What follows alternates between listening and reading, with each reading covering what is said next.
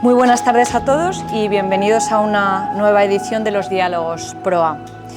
Para los que no nos conocéis, PROA es una consultora de comunicación, gestión de la reputación, asuntos públicos y marketing digital fundada en el año 2009. Apostamos por la excelencia, por el talento y por la aportación de ideas en cada uno de los proyectos que llevan nuestra marca.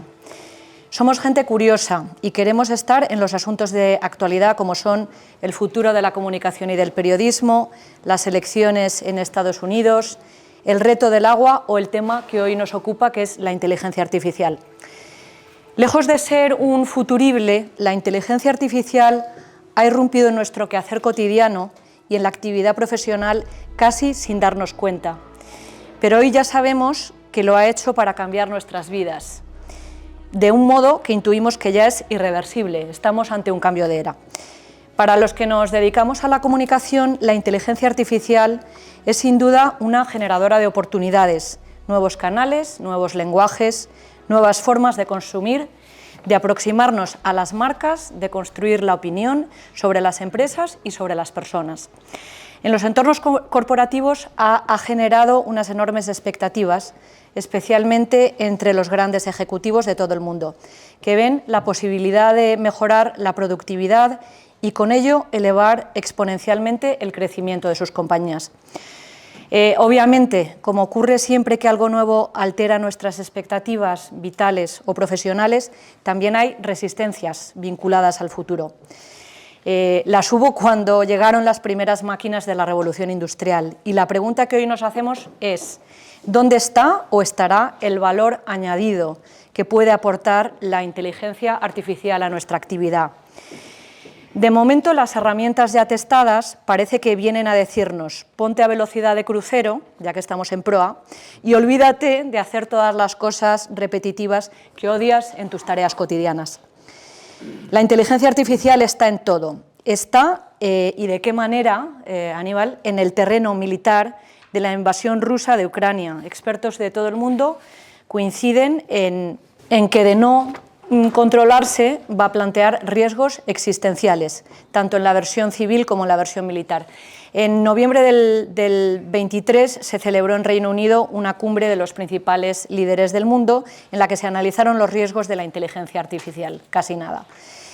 Y os leo una frase literal: ningún sistema de inteligencia artificial debe ser capaz de copiarse o mejorarse a sí mismo sin la aprobación y ayuda explícitas de un ser humano, ni de tomar medidas para aumentar indebidamente su poder e influencia. Estas palabras las pronunció el ex viceprimer ministro británico Nick Clegg. Y es que con todos los grandes cambios producidos en la historia de la humanidad, antes de identificar las oportunidades, lo que asoma es una inevitable inquietud y una cierta dosis de incertidumbre. Y para analizar esta revolución de nuestras vidas que representa la inteligencia artificial, hemos invitado a una de las grandes expertas de nuestro país, que es Alicia Richard. Alicia es directora general de Affinity para España y Portugal, consejera de la Universidad Europea y fue fundadora y directora general de Digitales, patronal del sector tecnológico en España. Es ingeniero industrial por el Instituto Químico de Sarriá y MBA por ESADE. Y entre su impresionante currículum, que hemos tenido que hacer una pequeña selección de cosas, quiero destacar al menos que ha sido reconocida como Digital Champion por la Comisión Europea por trasladar la agenda digital a nuestro país. Muchas gracias, Alicia. Muchas gracias, Lucía. Como soy un poco empollona, os he preparado una especie de dossier para que os llevéis a casa, porque es muy difícil registrar y retener todo lo que se pueda explicar de inteligencia artificial en un coloquio de esta forma, ¿no? Entonces, he dividido la presentación en tres partes. La primera es que creo que es importante entender por qué estamos hablando ahora todos de inteligencia artificial. Luego, hay un poco más de chapa, que es la parte de ciencia de datos, que esa es un poco más adusta, pero es imposible entender la inteligencia artificial sin saber qué es la ciencia de datos, que es el paso anterior, y luego pues ya entramos en la parte de inteligencia artificial, donde hago un recorrido histórico, que eso creo que es súper interesante para todos, y luego cuento dónde están las dificultades principales que tienen las empresas a la hora de implantar la inteligencia artificial, porque Affinity es una empresa americana de inteligencia artificial en la cual llevamos muchos años implantando estos proyectos en todo el mundo y tenemos una experiencia ya acumulada y sabemos dónde están los grandes problemas. Cada vez que vamos a una empresa sabemos dónde están. Entonces, pues para todas las personas que estáis en consejos de administración o en posiciones directivas, cuando os tengáis que enfrentar a un proyecto de inteligencia artificial, ya sepáis por dónde van los tiros. Bueno, pues muy bien.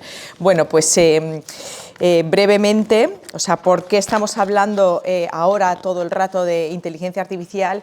Es debido, bueno, pues a la irrupción, vamos a decir, de nuevos modelos de recopilación de datos que cada vez se están produciendo con mayor amplitud y con mayor profundidad, ¿no? En el pasado, pues únicamente los datos que se disponían eran datos transaccionales, algún dato personal, pero eran una cosa absolutamente, vamos a decir, acotada, ¿no? En el momento que el smartphone y la conectividad irrumpe en nuestras vidas, empezamos a generar datos a toda velocidad.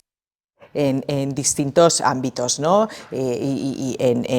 Por ejemplo, de una persona, ¿no? Pues puede saber cuál es su afiliación política, cuál es su estado emocional, qué atributos tiene, si es comprador, no es comprador, qué deseos tiene, qué predicciones puedes hacer, sobre finanzas, qué sueldo tiene, qué hábito de consumo, en salud, todos esos resultados de análisis clínicos, todos estos son datos que vamos permanentemente comunicando y compartiendo con las redes, dónde estamos ubicados físicamente, los que lleváis aparatos y cosas en el reloj, pues el peso que tenéis, el ritmo cardíaco, o sea, en fin, nuestro DNI, o sea, son datos que nosotros de forma, bueno, consciente o inconscientemente estamos volcando y transmitiendo, ¿no? Y eso es en cuanto a la profundidad de los datos que estamos generando. Y la segunda parte es por la amplitud, ¿no? Esto lo estamos realizando en nuestras casas, en casa tenemos equipos conectados, en espacios públicos pues hay muchos, vamos a decir, mobiliario urbano que ya está conectado, paradas de autobús, en fin, muchas herramientas que están también emitiendo datos y ya lo último es que conectamos lo físico con lo digital, ¿no? Entonces eso hace que esta disponibilidad, vamos a decir, de tantos datos, pues es precisamente una de las materias primas y de los motivos por los cuales la inteligencia artificial ha avanzado de forma, vamos a decir, pues muy significante desde los últimos años, ¿no? Y es que este volumen de datos que estamos generando sin precedentes, pues más de este 90% de los datos se han creado en los últimos 5 años, o sea, únicamente. Es decir, cuando pasó el 11S, George Bush no tenía ni la mitad, o sea, nada de información con la que hoy puede tener un pastor afgano con un smartphone en Afganistán, ¿no? Entonces eso pues impresiona mucho, ¿no? Otro de los motivos es la infraestructura sobre la cual se lanzan los sistemas de inteligencia artificial es cada vez más barata y cada vez más potente, y eso hace pues que baje las barreras de entrada. Antes un servidor de inteligencia artificial era tremendamente caro e inaccesible para todos. Hoy en día, como son casi modelos de suscripción normalmente en cloud, pues está, vamos, tirado de precio, ¿no?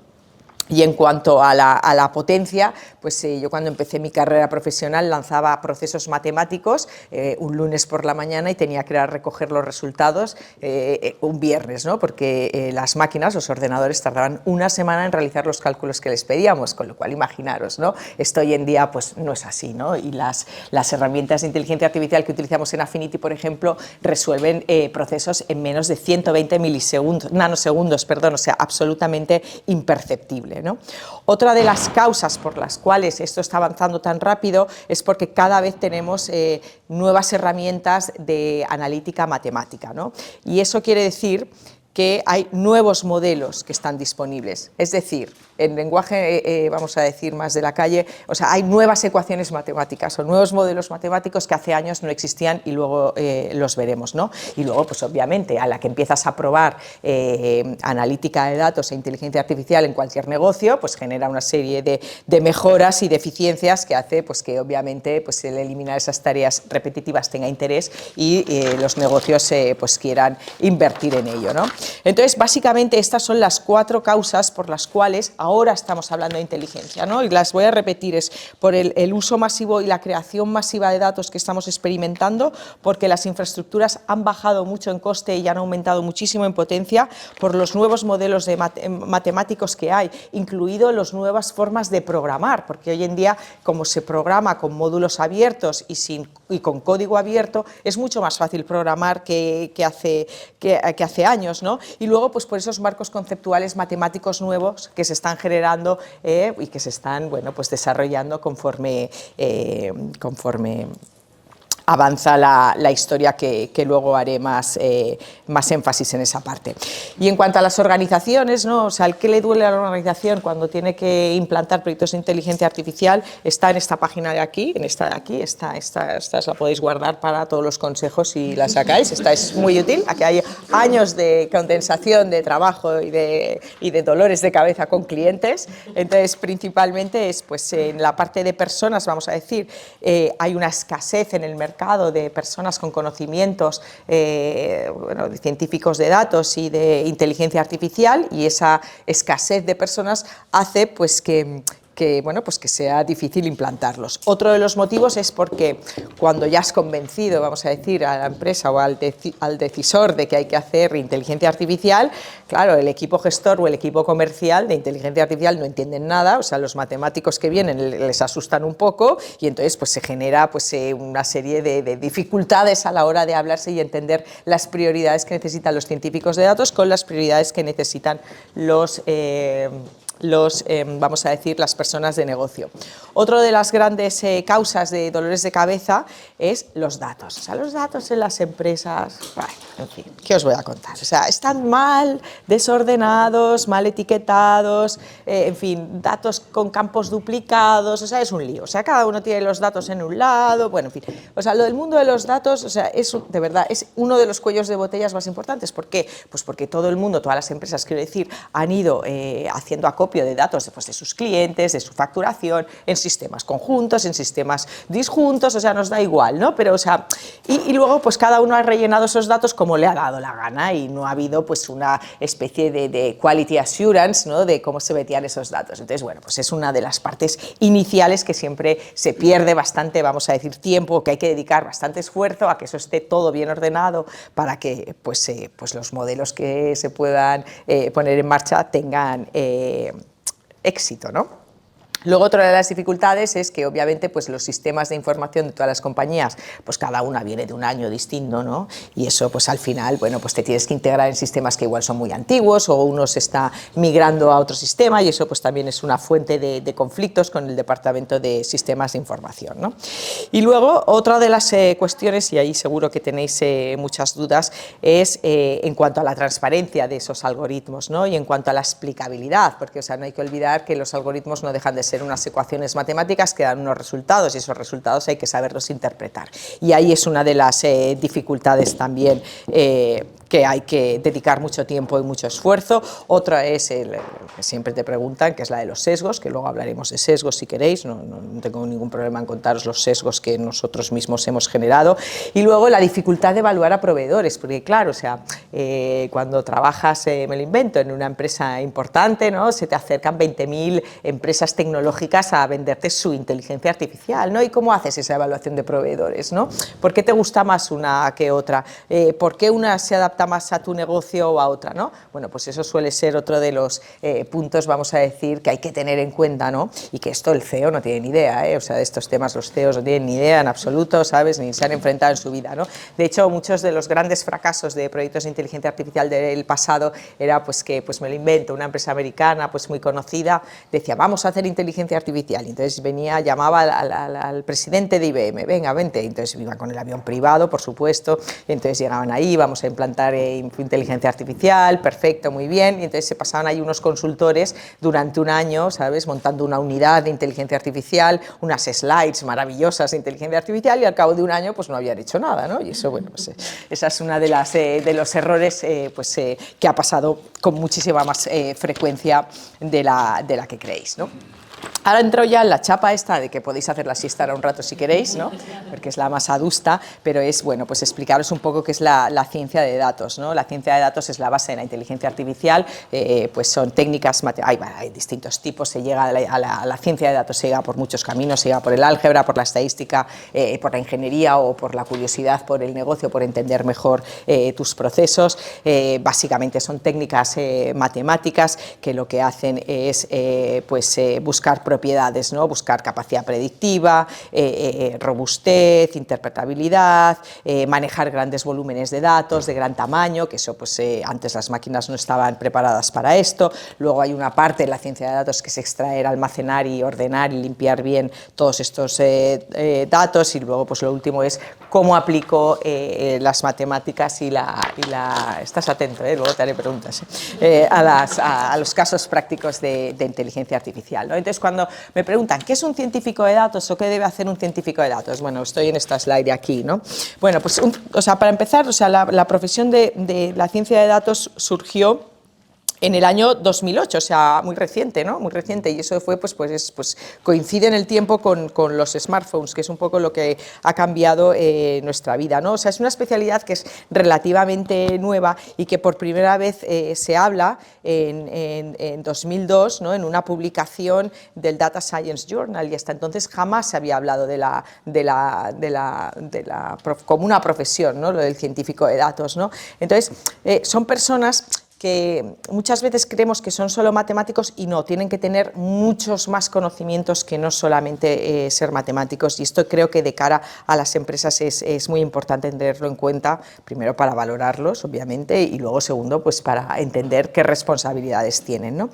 Vamos a empezar, si queréis, por la más básica, que es entender qué caso de negocio quieres resolver, que eso creo que tiene que ser el disparador para implantar inteligencia artificial o ciencia de datos, ¿no? O sea, realmente, como decía antes de estas empresas americanas, ¿vamos a implantar inteligencia artificial? No, vamos a ver, es al revés, o sea, ¿qué problema de negocio quiero resolver?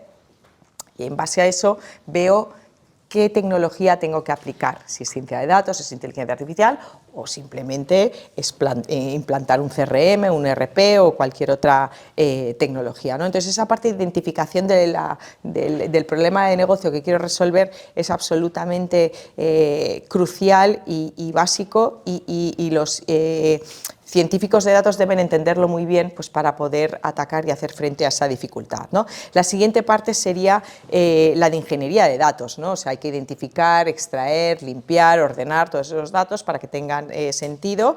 Luego hay que elegir el modelo de inteligencia artificial que conviene, ¿no? Porque no todos los modelos de inteligencia artificial sirven para lo mismo, y eso pues los científicos de datos saben perfectamente cuál deben utilizar. Luego también es muy importante entender y tener claro que que los científicos de datos necesitan apoyarse en una infraestructura informática muy sólida y muy robusta, y pues eso son bases de datos, es capacidad de cálculo, es de computación, quería decir, almacenamiento, pues esa parte tiene que tener la empresa un presupuesto destinado para tener esos sistemas perfectamente actualizados. Luego, además, viene ya la parte de interfaz con el usuario, porque claro, los científicos de datos, yo cuando veo a mis científicos de datos en la oficina, las pantallas que manejan, digo, bueno, yo no entiendo nada, me voy a ir porque no entiendo nada. Y entonces, claro, luego necesitas unas interfaces adaptadas, ¿no? Para que tú puedas entender qué es lo que está pasando, ¿no? O sea, qué es lo que están sacando y extrayendo de esos datos. Y otra parte que no es nada trivial es que estas personas tienen que tratar con perfiles muy multidisciplinares, ¿no? Y pues saber tratar a gente de negocio, de infraestructuras, bueno, pues en fin, de toda esta parte de las organizaciones, que no siempre es fácil entenderse con el área comercial, ni con el de negocio, ni con el de finanzas, ni con tal. Bueno, pues todas esas son vamos a decir, las conocimientos y habilidades que debe tener un científico de datos, que no es nada fácil, porque pensar que las personas que utilizan, o sea, que son científicos de datos, proceden del ámbito matemático, de ingeniería, y que no necesariamente son las personas que mejor se saben relacionar en una organización, y la parte de gestión de otros intangibles, ¿no? Luego hay otra cuestión que quiero incidir y no me voy obviamente la ciencia de datos, o sea, las empresas que tienen muchos datos están pues sentadas sobre un tesoro que lo tienen por explotar y que aquí es muy importante aquellos que han empezado antes que los que van a empezar más tarde. ¿Por qué? Pues porque el conocimiento es exponencial, ¿no? Entonces, cuanto antes te pongas a trabajar y a extraer valor de esos datos que tienes, pues estás adelantando a tus competidores y lo que al principio pues parece que das palos de ciego, pues al final ese impacto es exponencial y el conocimiento es acumulativo, no solamente de los datos, sino también de las personas que están trabajando y bueno, pues simplemente saber que hay empresas que tienen absolutamente intactos sus datos a día de hoy, ¿no? Lo cual, bueno, pues eso da idea, ¿no?, de la oportunidad de negocio y el impacto que puede tener la mayoría de compañías. Aquí hablo de los tipos de análisis de datos, pero básicamente pues cuando tú analizas datos puedes hacer entender pues qué ha ocurrido, que eso es la analítica descriptiva, ¿no?, que es entender qué ha pasado y qué patrón extraído, la analítica diagnóstica, que es buscar causalidad y consecuencias entre, bueno, a la hora de cruzar variables, la predictiva, que obviamente es inferir la evolución de variables en distintos escenarios. Y luego la prescriptiva, que es, pues, sirve para automatizar operaciones de negocio, ¿no?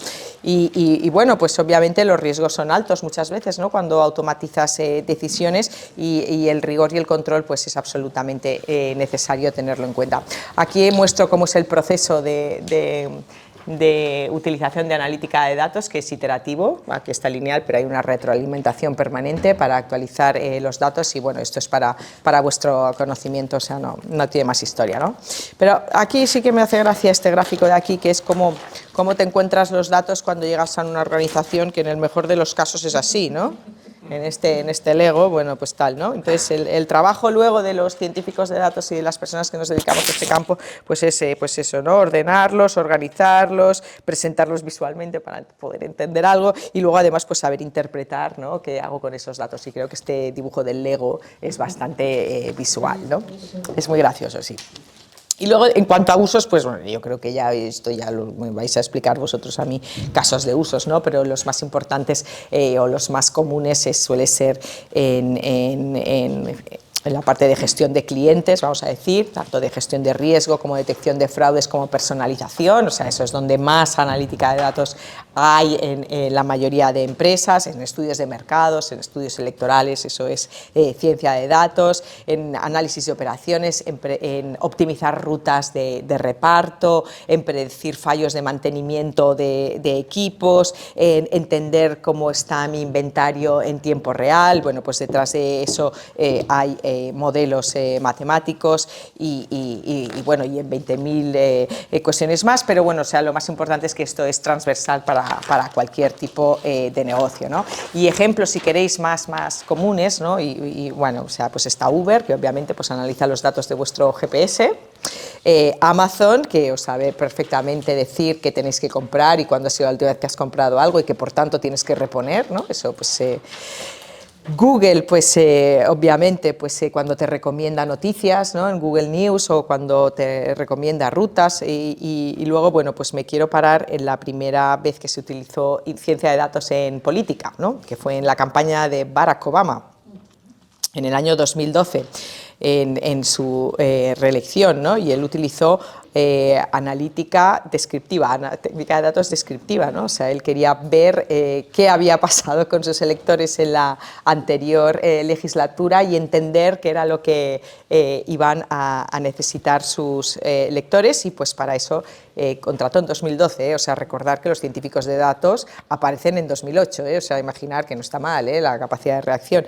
Empleó a 20 personas para analizar estos datos y diseñar tanto actos como estrategias electorales, y bueno, pues me parece que es un caso muy bonito, ¿no?, y más divertido que otros rollos. Luego ya entramos en la inteligencia artificial, ahora sí.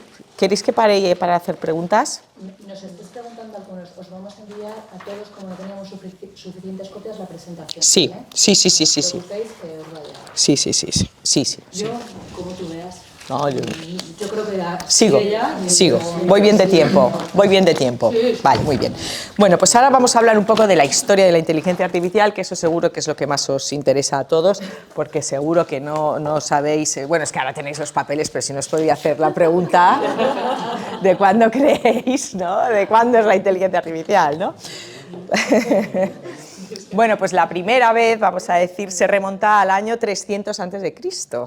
Sorpresa, sorpresa, sorpresa. Y fue Aristóteles cuando, Aristóteles, sí, con los silogismos, cuando trataba pues de producir conclusiones racionales a partir de premisas, ¿no? Bueno, pues eso es un inicio o algo que se parece mucho a lo que hace la inteligencia artificial. O sea, que cuando ahora os pregunten qué novedoso es esto de la inteligencia artificial, pues no, o sea, 300 antes de Cristo, ¿eh? O sea, muy bien, muy bien. Luego, Tesibio de Alejandría construyó la primera máquina autocontrolada en el año 250 antes de Cristo, que bueno, pues también. Luego ya hasta 1637 Descartes predijo la posibilidad de que las máquinas iban a pensar por sí solas en 1637, ¿no? Y ahora hay cantidad de gente que todavía está pensando que eso puede pasar. Bueno, ya lo dijo Descartes en el siglo XVII, ¿no? Muy bien. Luego, muy importante, fue en el siglo XIX, George Boole, que fue un gran matemático, que bueno, estableció el razonamiento lógico, que el razonamiento lógico se podía sistematizar y que la lógica se podía resolver como una ecuación matemática, ¿no?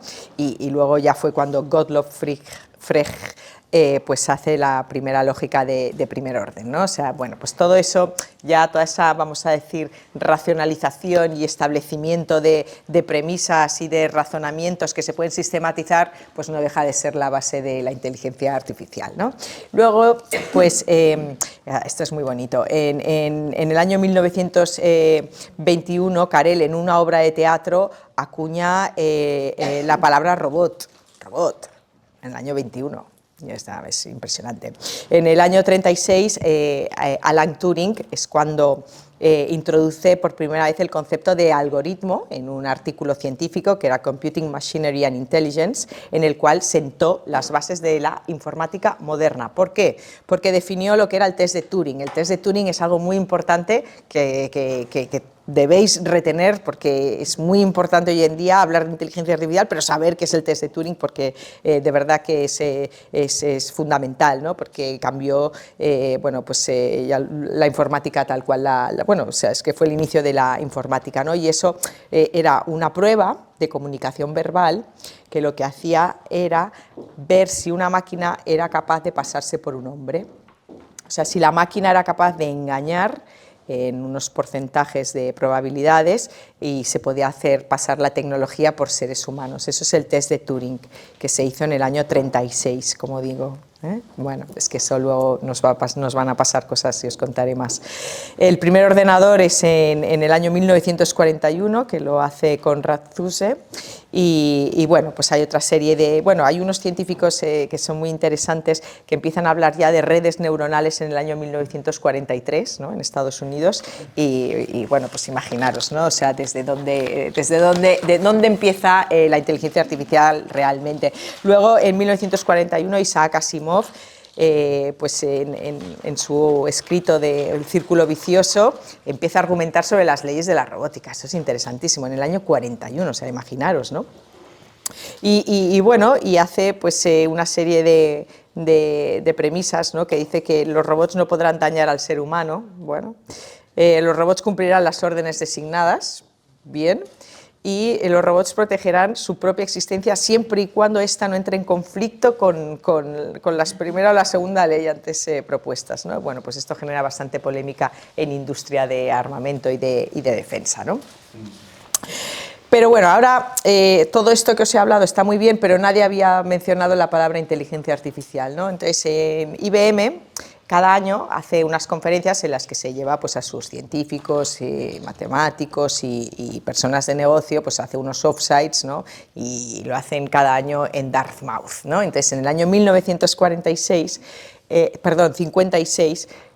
a John McCarthy, que era uno de los científicos y matemáticos que trabajaban en IBM, le dicen, oye, mira, es que tenemos que hacer una máquina inteligente que sea capaz de hacer los cálculos que estamos haciendo normalmente pues, con regla de cálculo o con otras herramientas. Y entonces él de forma espontánea dijo, como una inteligencia artificial, y en realidad lo que le estaban pidiendo era una calculadora. Entonces, bueno, pero ya quedó acuñado el término inteligencia artificial, ¿no? Pero esto es del año 56, ¿eh? Entonces, bueno, pues ya... Pues para que veáis el recorrido histórico desde Aristóteles, ¿no?, al test de Turing, bueno, pues ya es en el año 56 y es John McCarthy el que lo acuña por primera vez, ¿no?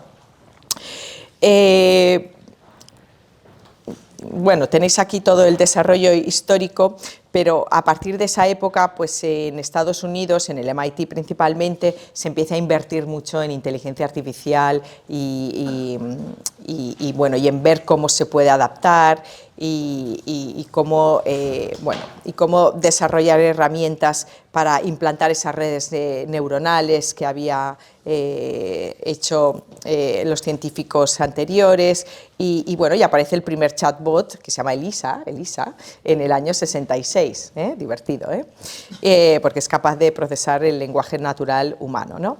Entonces, bueno, lo típico, con todas las tecnologías pasa lo mismo, cada vez que surge una nueva tecnología, de repente hay como una especie de altas expectativas que se generan de esa tecnología, luego, claro, de las expectativas a la realidad y a la aplicación, pues hay un descenso y en los años 70 viene el primer invierno de la inteligencia artificial, que es cuando se dejan de destinar fondos del gobierno americano a invertir en inteligencia artificial, pues bueno, pues porque no se habían cumplido esas expectativas, ¿no? Entonces ahí se frena un poco, ¿no?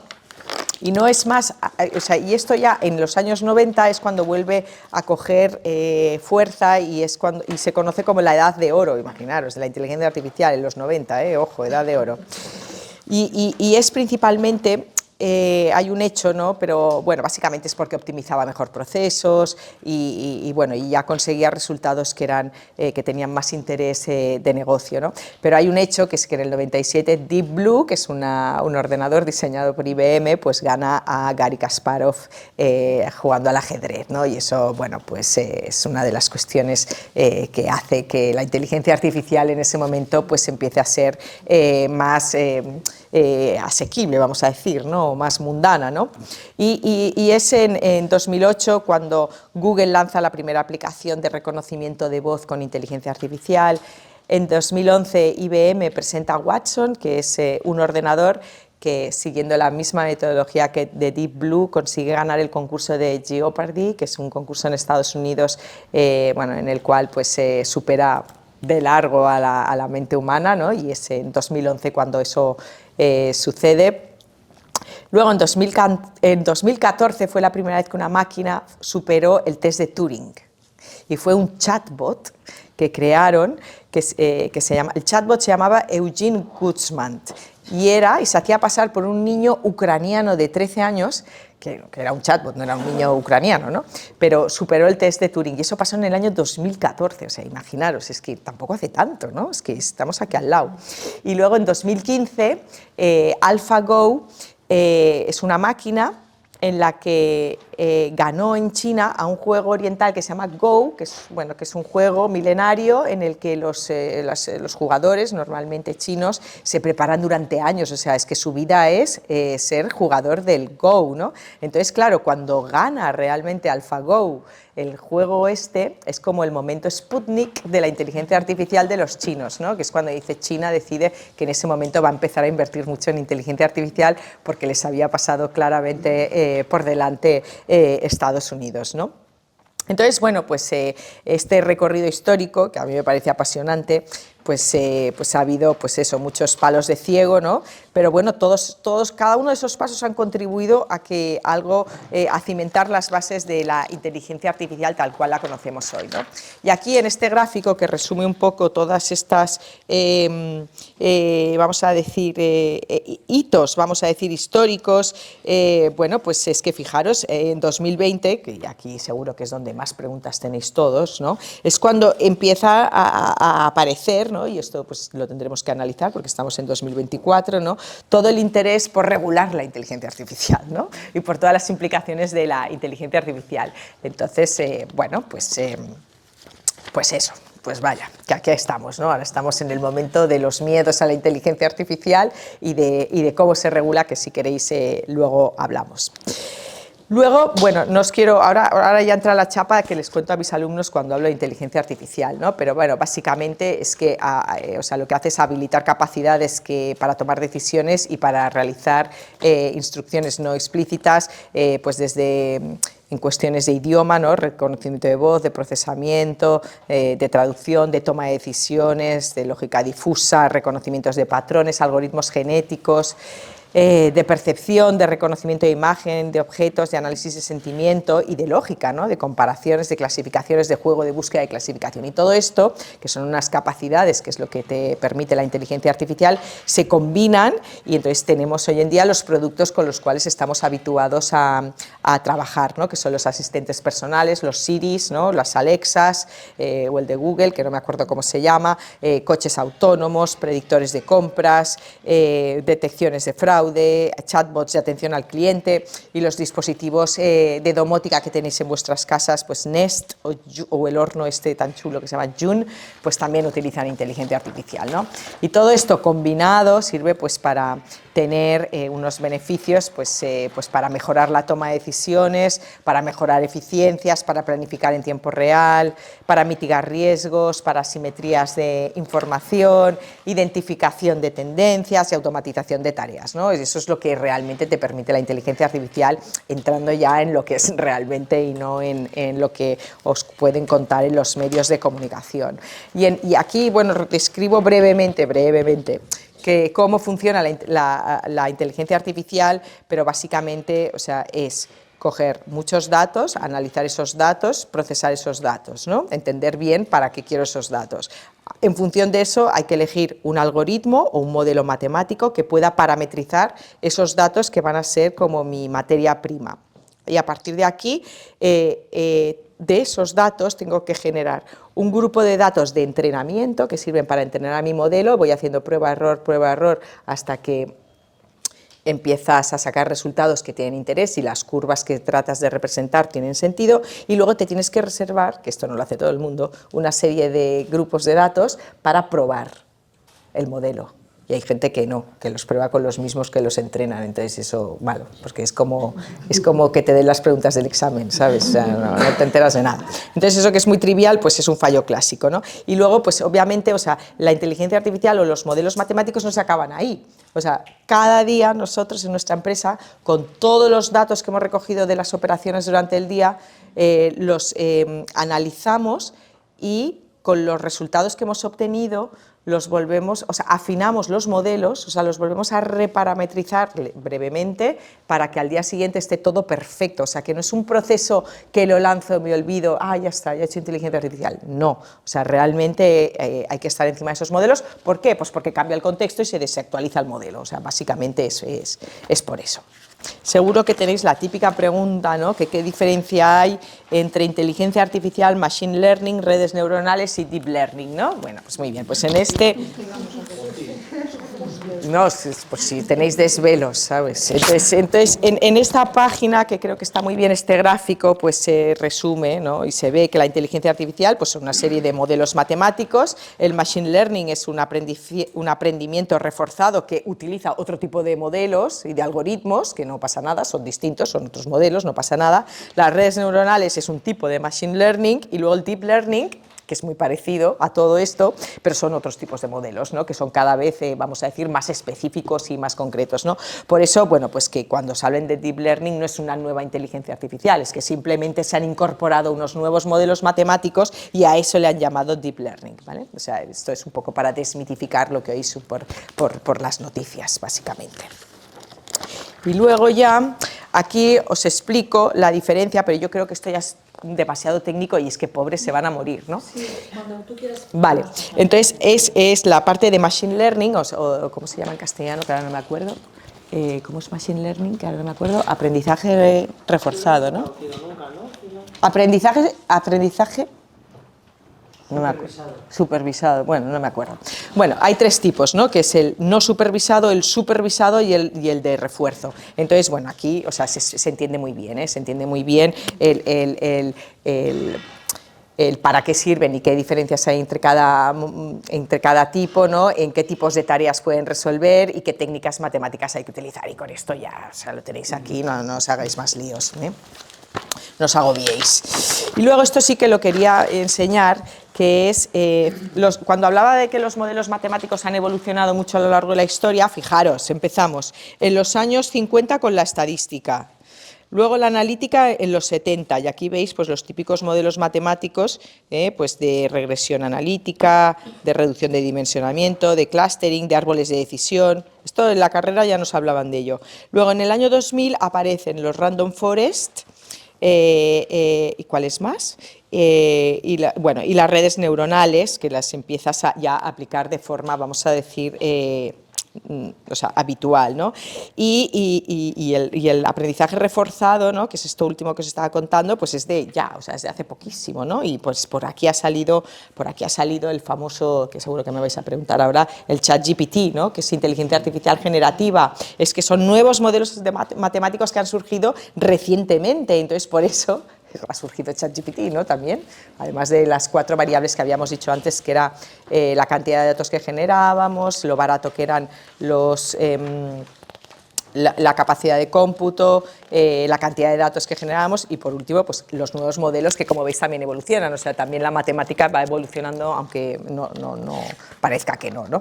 Y luego bueno pues inteligencia artificial generativa, bueno no sé si queréis que os cuente algo, pero es que como es tan o sea ya está tan manido, ¿no? por todas las partes de comunicación, pero básicamente lo que hizo fue generar una gran base de datos con toda la información que había disponible en Google y en cualquier plataforma y artículos y bases de datos y publicaciones de todo tipo.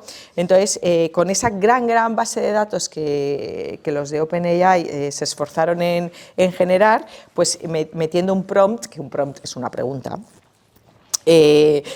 son capaces pues, de generarte contenido, o de generarte código, o de generarte vídeos, en fin, y eso pues antes no pasaba y por eso es tan novedoso, ¿no? Y bueno, pues aquí os pongo unos ejemplos de inteligencia, pero vaya, que seguro que ya habéis utilizado todos ChatGPT, entonces es que me parece que esto ya está un poco de modé. Claro, entonces, bueno, y básicamente ya pues para hablar un poco de negocio, pues se espera, ¿no? que haya un impulso del 42% en 10 años en inteligencia artificial, o sea, en volumen de negocio, ¿no? Y que pasemos a ingresar, ojalá a mi compañía, 1,3 billones de dólares para 2032, o sea, bueno, estamos hablando de cifras muy impresionantes, ¿no? Y donde los ingresos de inteligencia artificial generativa van a proceder, va a ser pues, de esa infraestructura necesaria para poder llevar a cabo esos procesos, de los servidores necesarios para poder realizar esos cálculos y luego pues, por la cantidad de anuncios, el mundo del advertising, ¿no? de la publicidad se va a ver fuertemente impactado, ¿no? Pues porque la mayoría pues, se van a poder hacer con inteligencia artificial, ¿no? Entonces, bueno, pues aquí tenéis unos gráficos ¿no? estos gráficos que siempre la gráfica surve maravillosa de lo que va a crecer este negocio. Y ahora sí que ya cerramos rápidamente porque ya no podéis más, pero seguro que es lo más interesante de la conversación, que son los riesgos de la inteligencia artificial, ¿no? Entonces, bueno, vamos a ver. Claro, o sea, la inteligencia artificial al final te genera, pues eso, pues tienes más fuentes para el riesgo y más oportunidades de fracasar en la gobernanza, ¿no? Porque, o sea, eso es un tema que tienes que tratarlo prácticamente en sí mismo, ¿no? La gobernanza de los datos y de la inteligencia artificial, ¿no? Y bueno, o sea, no deja de ser difícil porque pues cada vez es más complejo, porque hay cada vez más datos, más algoritmos, más tecnología y eso es una fuente, vamos a decir, que hay que tener presente, ¿no? Todos los que se dedican a auditar, auditores, compliance, ¿no? Bueno, pues hay que tener presente esa parte, ¿no? Otro es que, bueno, pues otro de las dificultades y de los debates que se genera es que las actividades que pueden ser automatizadas y que tradicionalmente hacían las personas, pues va a generar un desplazamiento laboral, ¿no? Bueno, bien, pero esto también lo sabemos, ¿no? O sea, hay que adelantarse a esa cuestión. Luego los sesgos, ¿no? Y las consecuencias no deseadas, y aquí si queréis os cuento el ejemplo de mi compañía, si me deja Lucía, si no sigo con los riesgos y vuelvo a esto. Luego, o sea, hoy en día, pues como ChatGPT ya te genera códigos y te genera programación y los códigos están abiertos, es fácil. Relativamente, bueno, o sea, para mí no, pero o sea, es relativamente fácil ser experto en Machine Learning, ¿no? Entonces, pues ahí hay que también tener cuidado porque, bueno, pues puedes tener consecuencias no deseadas. Luego, como nuestro contexto es tan cambiante y tan rápido, nuestros algoritmos se desactualizan y ahí hay que estar permanentemente alimentándolos y esa evolución y aprendizaje continuo requiere un esfuerzo que hay que dedicarle tiempo. Y luego viene la parte de la transparencia y de la explicabilidad, ¿no? Bueno, pues que hay muchas empresas que cuando venden inteligencia artificial por proteger su propiedad intelectual, muchas veces son cajas negras, ¿no? Y eso pues incomoda mucho a las empresas y obviamente pues ahí hay que hacer un esfuerzo por ser transparente. Y os voy a contar el sesgo de mi compañía.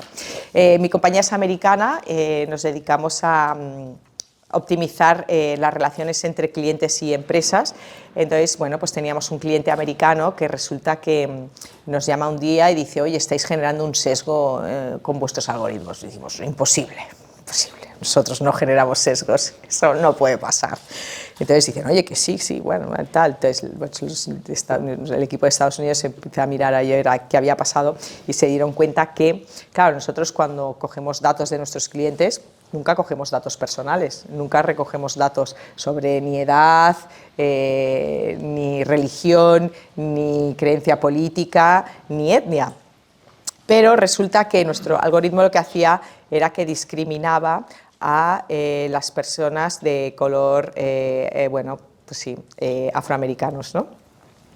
Y entonces, bueno, pues empezamos a ver ahí qué pasaba, ¿no? Porque claro, pues estaba asociado a que eran personas con una renta per cápita más baja y claro, pues los estábamos discriminando del trato que estaban recibiendo por parte de nuestro cliente y de esta empresa americana, vaya. Y al final descubrimos que nuestro algoritmo lo que estaba haciendo era inferir por el código postal que las personas que vivían en ese código postal eran o sea, él no pensaba que eran afroamericanas, simplemente decía, los de este código postal tienen menor renta per cápita y por tanto los discrimino del servicio que le está prestando esta empresa. Y luego además resultaba que eran todos afroamericanos. Entonces, claro, ahí tuvimos un poco de lío, ¿no? Y a partir de ahí, bueno, pues ya pusimos en marcha una serie de auditorías de nuestro propio código para que esto no volviera a suceder. En mi sector sabes que tenemos una especial sensibilidad con este asunto. Periodismo / comunicación, pero vamos, periodismo. Y hay una preocupación creciente por, digamos, una evidente tendencia al monopolio por parte de los que controlan y manejan la información. Estoy hablando de Google, también de alguna manera de Facebook y de otras compañías. Mi pregunta es, en tu experiencia, ¿hasta qué punto crees que la inteligencia artificial puede compensar y reducir la influencia de esos hoy, entre comillas, monopolios que sufrimos en los medios de comunicación? Todas las empresas tecnológicas llevan tantos años recogiendo datos de todos que es tan difícil competir con ellos. Eso por un lado. Los medios de comunicación son pequeños. O sea, pero esto está más relacionado con el tamaño de esas empresas y con la cantidad de datos que llevan manejando que por la inteligencia artificial en sí misma, ¿eh? O sea, es distinto. Si no hubiera existido la inteligencia artificial, ellos podrían seguir haciendo negocio e impactando tanto al trabajo del periodismo. Pero también creo que la inteligencia artificial puede ser una aliada del periodismo, porque en cualquier redacción hay muchas noticias o cuando tienes, bueno, yo no he sido periodista, pero vaya, cuando tienes que consultar noticias anteriores o cuando tienes que pues hablar del sector eléctrico, igual no tengo muchos conocimientos, pues sí que referenciarse a informes que se han presentado recientemente por instituciones sólidas y además resumidos, o sea, con los puntos relevantes, pues creo que eso reduce mucho el tiempo de creación de una noticia, ¿no? Y hay una cosa que seguro que la inteligencia artificial nunca va a suplir, que es la creatividad. O sea, la creatividad, nuestro cerebro lo conocemos relativamente poco, ¿no? Y los procesos neuronales que bueno, responden a la creatividad son muy difíciles de parametrizar, ¿no? Y de modelar. Y por tanto, pues cada vez que somos creativos, tú te puedes apoyar en una herramienta que sirve para automatizar tareas y para no hacer el trabajo aburrido de tu trabajo, pero la parte creativa siempre es la más excitante, ¿no? Y la más divertida, ¿no? Y esos enfoques de las noticias o de cómo voy a pues hacer una nota de prensa o un comunicado, pues creo que es mucho más interesante y eso la inteligencia artificial no lo puede hacer. Te voy a hacer la pregunta de otra manera. ¿Tú crees que unos grandes medios de comunicación, olvídate de España, imagínate la BBC, los franceses, se juntan 3 corporaciones y montan un Google aprovechando la inteligencia artificial? ¿Crees que eso es posible para eliminar el monopolio de Google? Creo que como Europa está muy encima de estas cuestiones regulatorias, vamos a decir, pues irán acotando, irán haciendo perder fuerza a estas empresas, seguro, ¿no? Mira, en mi empresa, por ejemplo, en España, o sea, lo que te hablo a nivel como de el impacto que tiene el GDPR, o sea, la Ley de Protección de Datos actual, hace que si yo no tuviera GPRD en España, facturaría 40 millones más de los que facturo. Claro, asúmelo, ¿sabes? Quizá pareces más tonta que los americanos, ¿sabes? Les tienes que explicar que hay una regulación y esas cosas, ¿no? Que no entienden nada. Pero o sea, sí que tiene impacto económico. La regulación tiene un impacto económico en las empresas. Entonces, pues obviamente si quieres trabajar en Europa y contar con los datos de los europeos, que creo que sí que les interesa mucho a todas las empresas, pues bueno, pues te tienes que adaptar, ¿no? Pero las prácticas monopolísticas yo sí que creo que irán poco a poco cambiando. Alicia, yo utilizo, por ejemplo, inteligencia artificial para transcribir entrevistas y demás, ¿no? Vale. La justicia ahora mismo está apostando por justamente inteligencia artificial para hacer las transcripciones de los juicios y demás, pero yo que utilizo bastante este tipo de inteligencia artificial me di cuenta de que no es perfecta. La forma de hablar, como estamos hablando ahora mismo, nosotros a veces dejamos parte de la conversación en el aire o vocalizamos mal, con lo cual yo deduzco que no es tan perfecta como todo el mundo piensa. Le dije hace poco tiempo a Aitor Cubo, que es la mente rectora de todo este cambio, digo, me parece muy bien todo lo que estáis haciendo de la revolución en la justicia, pero vete a Cádiz y vete a Murcia y hacer transcripciones de eso, ¿no? Entonces, con lo cual, para mí se me ha caído al suelo el tema de la perfección de la inteligencia artificial. Al final del camino siempre tiene que haber un ser humano al final de la historia, ¿no? Absolutamente. O sea, es muy difícil que te salga bien. O sea, nosotros tardamos 6 meses en que nuestros modelos puedan generar ingresos.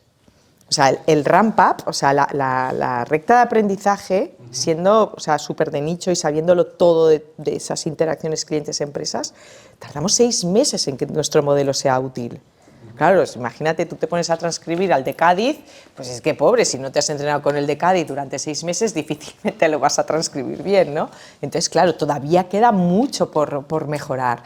O sea, no hay nada perfecto. Y mira, es que tenía este gráfico, que es el gráfico de Gartner, que este es típico en tecnología, ¿no? Que es que cuando surge una nueva tecnología, las expectativas crecen a lo bestia, ¿no?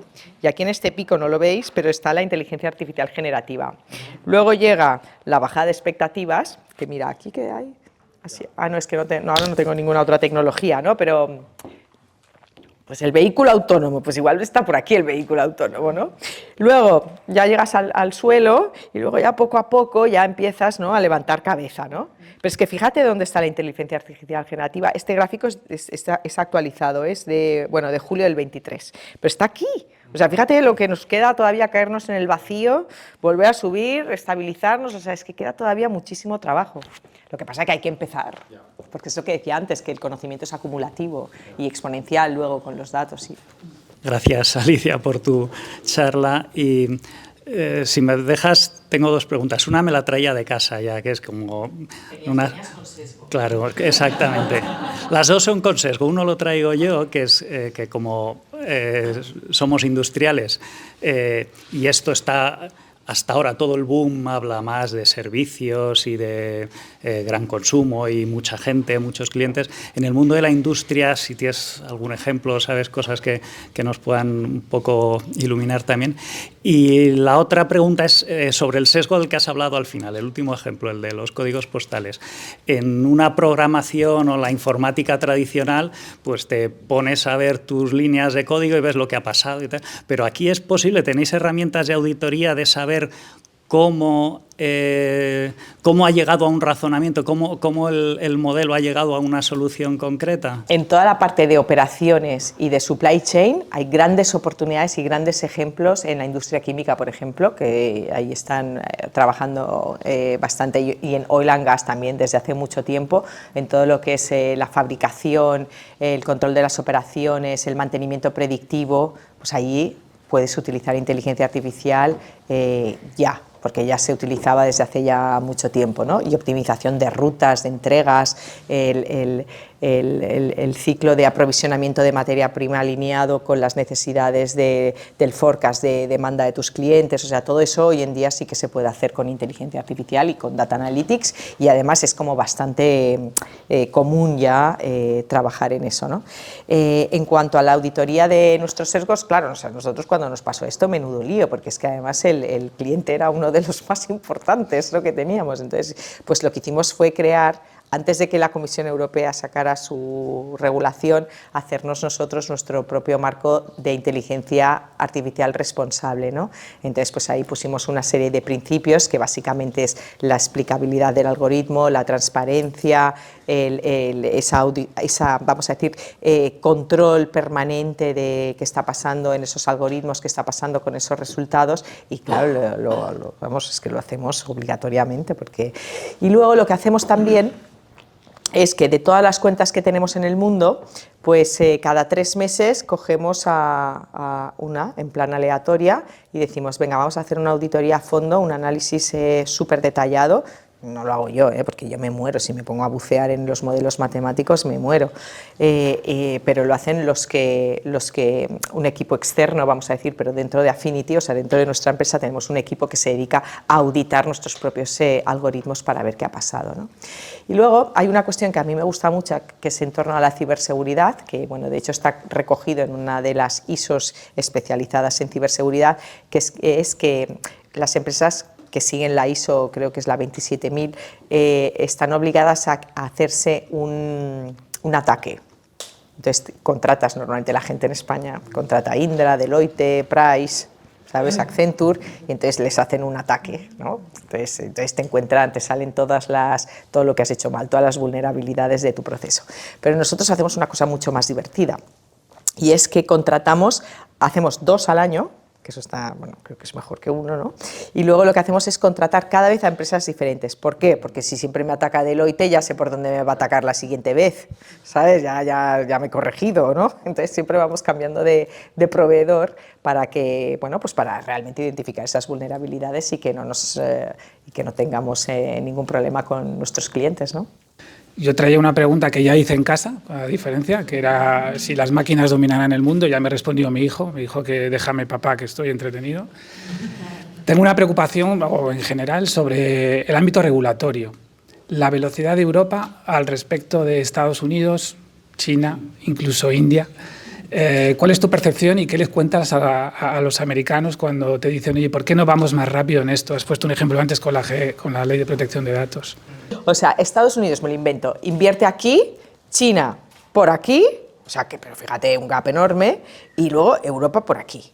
O sea, lo que es inversión en inteligencia artificial, o sea, que a veces pensamos, uy, los chinos, yo te prometo que yo pensaba que estaban aquí o aquí, y no, o sea, estaban por aquí. Bueno, luego también la transparencia del tal, esa es otra historia que no sabemos, ¿no? Pero bueno, o sea, a priori, ¿no? Pues por lo que se veía, pues claramente el que lleva el liderazgo en esa materia es Estados Unidos, ¿no? Y lo que sí que es verdad es que la finalidad de para qué lo utiliza China, de para qué lo utiliza Estados Unidos, Europa, es totalmente opuesta, ¿no? China lo utiliza utiliza para surveillance de su población y controlar a su población, y nosotros lo utilizamos más, pues eso, ¿no? Con fines teóricamente comerciales, ¿no? De mejorar nuestras vidas y bueno, pues eso es un debate, ¿no? Eso es un debate de distinto enfoque de para qué utiliza una tecnología, que eso nos da igual que sea inteligencia artificial o reconocimiento facial, ¿no? O sea, nos da igual. Esto por un lado. El segundo punto de China y Estados Unidos que quería comentar y la regulación, claro, yo misma me hago esta pregunta, o sea, si en Europa nosotros mismos creemos que somos fantásticos por ser líderes en tener la primera regulación en inteligencia artificial, pues en realidad a mí ya me gustaría que fuéramos líderes, ¿no? en tener un súper desarrollo tecnológico y una súper inteligencia artificial europea, ¿no? Eso creo que me gustaría más que la regulación. O sea, es verdad pues, que en Europa tenemos esta sensibilidad, ¿qué le vamos a hacer, ¿no? hacia la privacidad y hacia los riesgos, pues mucho más marcada que la que tienen en otros países. Y claro, yo la pregunta que me hago es que, claro, en realidad, o sea, nos hace menos competitivos, porque pues es que tanto China como Estados Unidos van a seguir aplicando sus inteligencias artificiales con sus propios criterios, ¿no? Y nosotros, bueno, pues nos quedaremos siendo un regulador. Es verdad también, para hablar bien de Europa, tengo que decir que el reglamento de GDPR pues fue imitado en otros países, en Australia, por ejemplo, en California, pues se parece bastante, y algunos otros estados en Estados Unidos pues han ido implantando cosas que se asemejan a la protección de datos que tenemos en Europa. Entonces, bueno, pues chicos, les influimos en ese aspecto, ¿no? Les inspiramos, vaya. Relacionado con esto último que contabas, ¿no hay riesgo de que el genio se escape de la botella y luego quién mete al genio en la botella? Esa es una pregunta, es decir, ¿dónde están los límites o quién va a poner los límites a la gobernanza de la inteligencia artificial? Y luego hay otro, si no hay riesgos de que el que más datos tenga, has puesto el ejemplo de Google frente a los medios, ¿no tiene el riesgo la inteligencia artificial de agrandar las diferencias? Mira, ¿quién va a poner los límites a la inteligencia artificial? No tengo ni idea. O sea, la directiva que ha sacado la Comisión Europea, a mí me gusta el enfoque porque está enfocada a riesgos, ¿no? O sea, si es una inteligencia artificial que mata, pues no puedes utilizar tal. Si es una inteligencia artificial que atenta contra los valores fundamentales, pues no la puedes utilizar. Si es una inteligencia artificial que, bueno, pues que ya... Sí, ¿no? Pues eso, pues ya tienes otra serie de condicionantes que hace que la puedas utilizar o no y que tengas una serie de condicionantes que no la tengas que aplicar. Eso no deja de ser un primer límite de la inteligencia artificial, pero veremos la práctica, ¿no? Cómo se consigue, porque se acaba de aprobar, ¿no? Entonces, pues no sabemos quién va a poner realmente límites a la inteligencia artificial. Tenemos un primer paso, pero veremos, ¿no? Tampoco tengo claro que una regulación sea capaz de poner límites a algo, ¿no? Pero en campos, por ejemplo, como la genética o la medicina. Pues sí, es que en la genética, la mayoría de ensayos que se realizan, muchos no utilizan inteligencia artificial. O sea, es que al final no deja de ser una tecnología. ¿Para qué la quieres utilizar, no? O sea, es que es la finalidad. O sea, ¿para quitar el empleo la inteligencia artificial a un médico? No. Se la va a quitar a un médico, aquel médico que sepa utilizar la inteligencia artificial. O sea, aquel que la utilice como una herramienta, ese sí que va a tener más probabilidades de éxito en sus diagnósticos y que el que no lo haga, ¿no? O sea, que hay que verla más como un aliado que como un enemigo. Soy Sofía Medem, soy CEO de Connecting Visions y justo esto me hila mucho con la siguiente pregunta que te iba a hacer, que es ¿en qué medida crees que todos tenemos que ponernos las pilas con esto de la inteligencia artificial y cómo nos recomendarías hacerlo? Porque al final hay un poco de FOMO, ¿no? Fear of missing out. Y no sé si es mejor centrarse en una tecnología en concreto, por ejemplo, Microsoft Copilot, o no sé cómo nos recomiendas hacerlo. Y luego otra segunda pregunta es sobre el tema de los proveedores, que bueno, yo esto lo vivo mucho porque en Connecting Visions somos un ecosistema de freelance y empresas boutique. Veo que de repente todo el mundo se ha vuelto experto en inteligencia artificial. Entonces, no sé si tienes algún tip para separar, ¿no?, la paja del heno y reconocer a los verdaderos expertos de los de boquilla que se están sumando a la moda. Gracias. Es al revés, o sea, ¿qué retos de negocio quiero resolver Y en base a eso, ¿qué tecnología voy a aplicar? Igual es inteligencia artificial, igual no es inteligencia artificial, no pasa nada. Pero sí que extraer toda la información de los datos es una buena idea, y ahí no te equivocas. Pero no necesariamente tiene que ser, vamos a implantar inteligencia artificial en mi compañía, no, eso no, porque entonces eso lleva al fracaso, porque no sabes para qué la quieres. Entonces, identificar aquellas áreas de tu compañía pues, que quieres automatizar, que quieres simplificar, que hay tareas repetitivas, procesos de marketing, de conocer mejor a tus clientes, de cuándo te piden las cosas, qué cosas te piden, pues eso sí que creo que tiene mucho interés. Pero eso, repito, no es inteligencia artificial, es de estrategia tuya, de tu negocio. Y en cuanto a los expertos en inteligencia artificial, por eso os he preparado estas slides, para que les hagáis challenge cuando vengan. Pero básicamente, pues mira, en esta slide de aquí, esta es con la que tú, CEO, te tienes que quedar. Entonces ves viendo qué te cuentan, ¿no? Tú pues eso, pregúntales por la transparencia de sus modelos, sobre los sistemas de... Te dirán que sí, lo tienen todo porque están vendiendo, obviamente. Yo cuando vendo digo que sí también, ¿no? Pero ya que les hagas estas preguntas les va a incomodar. Y ya que les digas, oye, la parte de datos, ¿me la arreglas tú o la tenemos que arreglar nosotros? Eso ya les deja descompuestos. Porque aquí hay muchas horas de trabajo. Pero bueno, si no, cualquier cosa me llamas o le dices a Lucía qué tal y yo te hago de coach en la sombra. Buenas tardes, Alicia. Bueno, la última vez que nos vimos fue en Digitales, con Serra hace algunos años. Quería hacerte dos preguntas, tú como conocedor de este mundo, a raíz de dos noticias que han surgido en los medios y que, bueno, pues no nos las han aclarado. La primera tiene que ver con el anuncio que ha hecho el Gobierno de crear un modelo español de inteligencia artificial con IBM. Quería saber que nos explicaras exactamente de qué se está hablando. Esa sería la primera pregunta. Y la segunda tiene que ver con la noticia que daba ayer el ministro Escrivá en las redes de que se ha abierto la convocatoria para el puesto de director de AESIA, el regulador español. Quería saber un poco, bajo tu punto de vista, cuál debe ser el perfil de esa persona. Si debe ser un abogado, un tecnólogo, un ingeniero, etcétera, ¿no? Muchas gracias. Esta la anunció Pedro Sánchez en la cena del Mobile World Congress en Barcelona el domingo. Con IBM hace 2 días que también, o sea, la repitió. Pero la primera vez fue en la cena que hacen con el rey de la GSMA, que hacen el domingo por la noche allí en Montjuïc, en Barcelona, y habló de eso, ¿no? Pero este tema lo llevaba Cristina Gallac. ¿Te acuerdas de Cristina Gallac, que fue secretaria de Estado de Asuntos Exteriores? Pues la recuperó Nadia Calviño y entonces empezaron a hacer el PERTE de la lengua. Y a través del PERTE de la lengua llegaron a hacer, o sea, se inventaron, que yo nunca lo entendí, te tengo que decir, y me lo han contado varias veces, querían hacer un modelo español de inteligencia artificial, es decir, entrenar modelos en español, porque hablamos 500 millones de personas. Y eso es lo que quiere decir hasta aquí. Esa es la noticia, ¿no? Crear modelos de entrenamiento de lenguaje natural, que son los que utilizan, para, para que el español no quede fuera de la inteligencia artificial. Pero hasta aquí lo que querían ellos. Y mi opinión es que no tiene ningún sentido, porque los modelos de lenguaje natural ya están entrenados, no solo en español, en inglés, por supuesto, en francés, en chino. ¿Por qué? Porque todos quieren llegar a sus clientes y a sus grupos de referencia, ¿no? Por tanto, o sea, no tiene ningún sentido que el Gobierno de España dedique fondos a mejorar los modelos de lenguaje natural en español. No tiene ningún sentido, porque no tienen ni capacidad de inversión, ni conocimientos, ni nada, ni se tienen que dedicar a eso. Eso hay que dejarlo en manos de las empresas tecnológicas. Entonces, ¿para qué van a crear una línea de ayudas? Porque a Microsoft no le interesa nada, ¿sabes? O a IBM, ¿qué le va a interesar si ya lo tienen ellos? Si es que no les hace falta.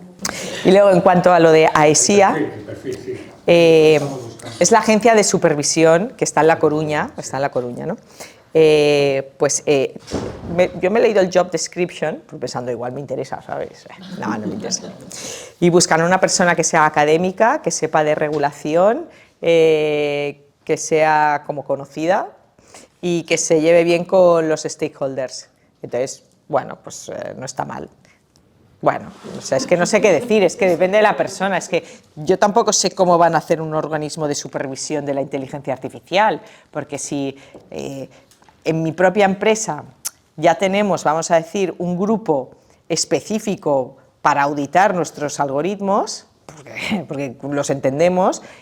A mí no me gustaría nada ser supervisora de la inteligencia artificial, porque te hunden, Tú imagínate ponerte a mirar modelos matemáticos de 20.000 empresas, que todos son distintos, todos dependen de un contexto único. O sea, nosotros no tenemos un modelo de inteligencia artificial, tenemos uno dedicado para cada uno de nuestros clientes, para cada uno de sus servicios. O sea, tenemos una burrada de modelos en producción.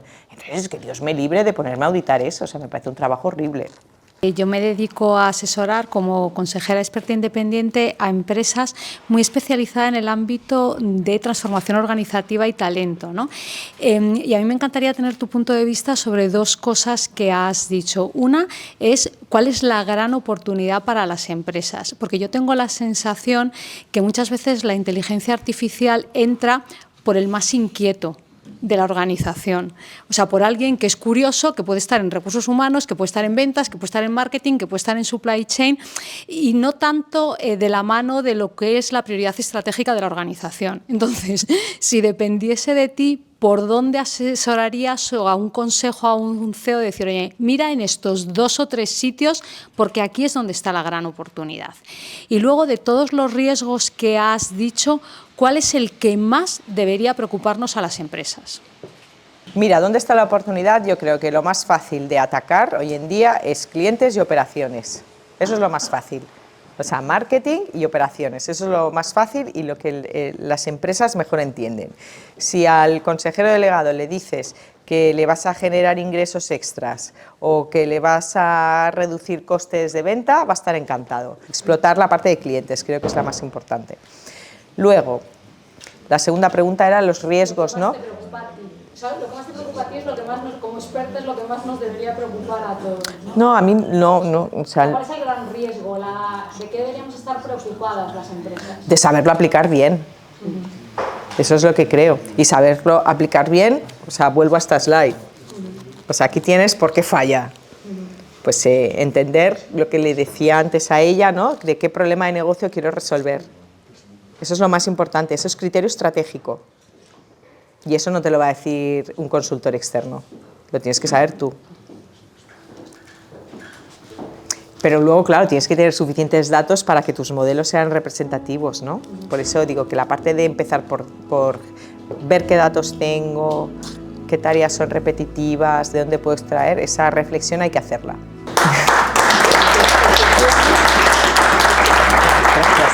Gracias a vosotros.